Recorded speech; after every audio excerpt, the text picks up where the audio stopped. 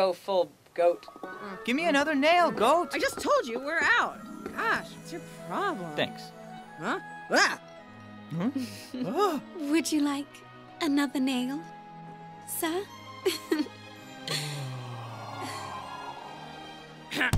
Ah, goat. You two are hilarious. Katie is so much fun and so sing-songy and so alive, and I was just like, oh my gosh, that's me, like animated, because people make fun of me a lot, and I don't know, I'm sure they're making fun in a nice way, but they're like, Joanne, because I'm always like, hello, and I just add a little sing-song to some things that I say. Standard delivery, 100 nails, please.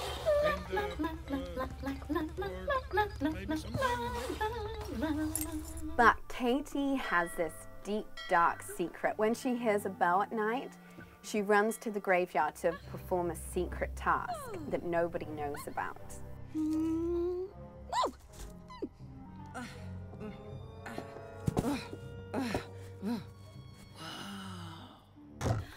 Yes, yes, yes.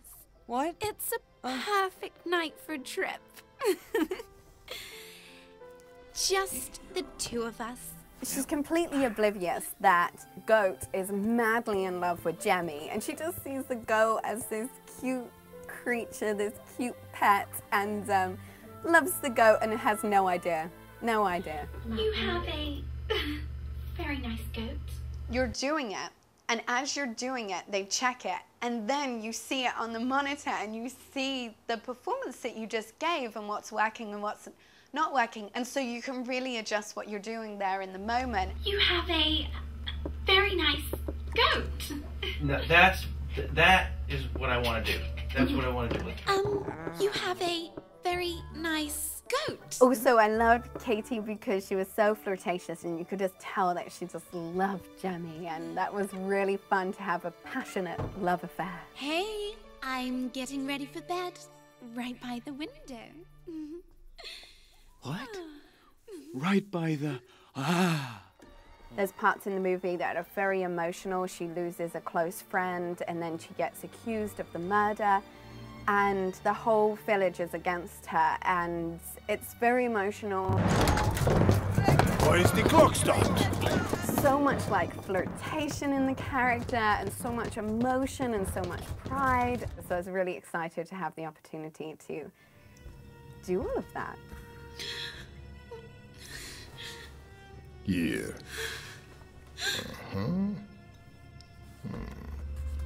Small neck. Probably a size 6. More room for later then. My name is Steve Felty, and I played the hangman, Midlar. No problem.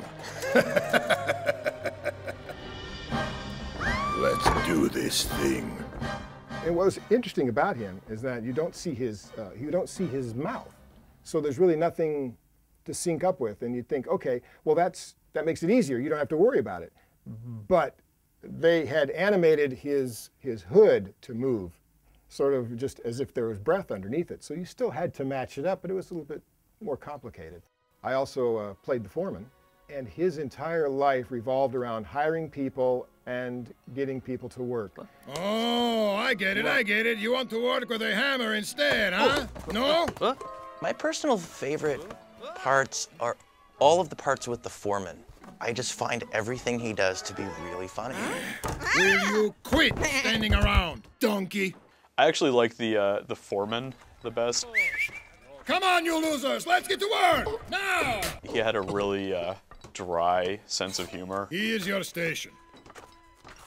Where the dead guy is? No, where the dead guy was. Let's go. Let's get to work. Move that dead guy. Come on. I want it to be a seamless voice to that character, that it looks like that's what that guy would sound like. That's what he would sound like. That's important to me. I don't want it to be cornball.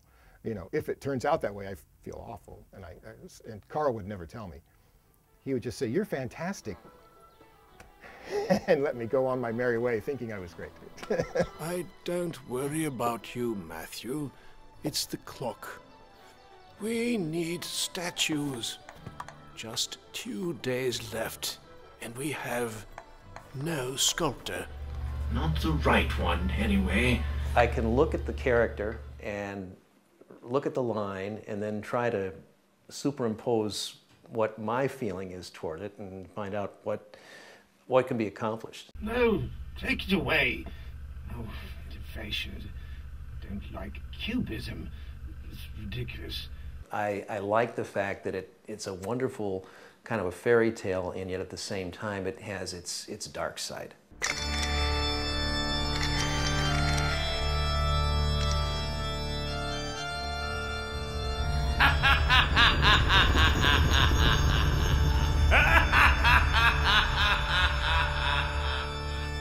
Hey, pal, you can't be out here without a license. You have to earn that, and you haven't. Now get out of here, you lousy bum. His name's Matthew, and he's a student in medieval Prague, and he's kind of like the master's teacher's pet, if you will. But Master Hamish... You can spend time with your friends later. Hey, it's Matty, the nerd! Matthew is put into the stocks. He's humiliated publicly by the entire city of Prague, and he finds Dr. Faust's house. And after that, he swears revenge, and he gets his revenge.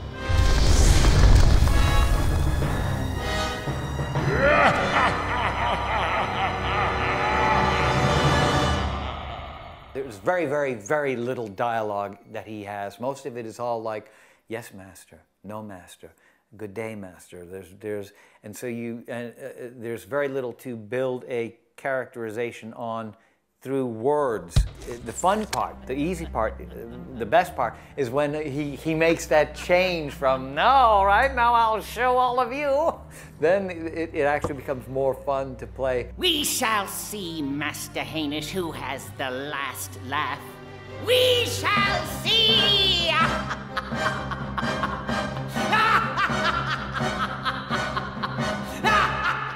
But it's also harder physically because there's a lot of demoniacal laughter that goes on, and it takes a lot out of you. No! I don't want to be rich! Take the money! I want my soul!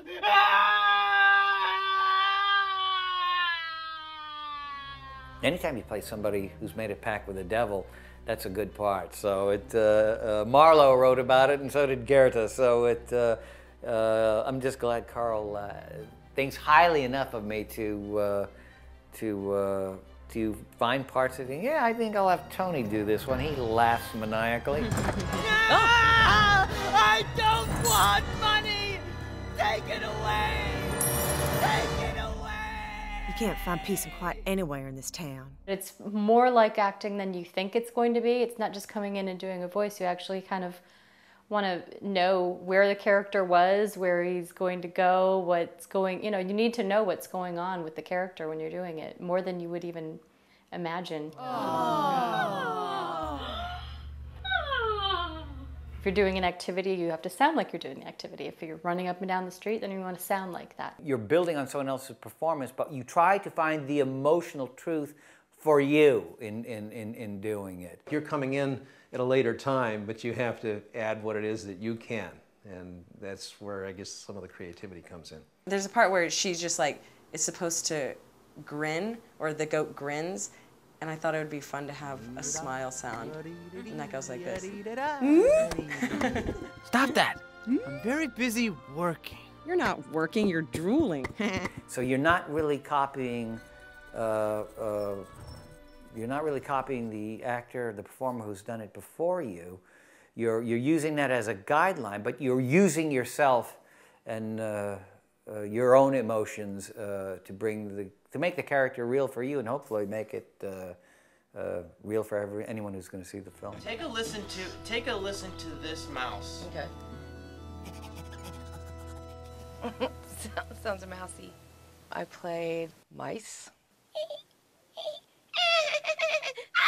Chickens.